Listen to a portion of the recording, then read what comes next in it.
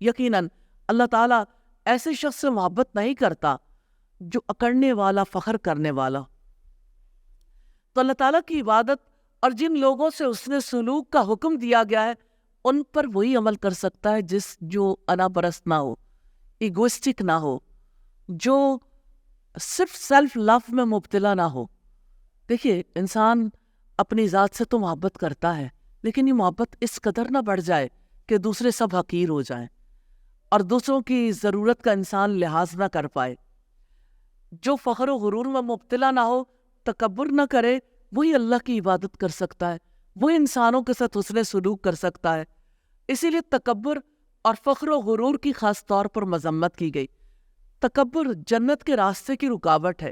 نبی صلی اللہ علیہ وسلم نے فرمایا، جس کے دل میں رائی کے دانے کے برابر بھی تکبر ہوگا وہ جنت میں نہیں جائے گا۔ اس پر ایک آدمی نے عرض کیا کہ آدمی چاہتا ہے اس کے کپڑے اچھے ہوں، اس کی جوتی بھی اچھی ہو۔ آپ صلی اللہ علیہ وسلم نے فرمایا، اللہ جمیل ہے اور جمال کو پسند کرتا ہے۔ تکبر تو حق کی طرف سے منہ موڑنے اور دوسرے لوگوں کو کمتر سمجھنے کو کہتے ہیں۔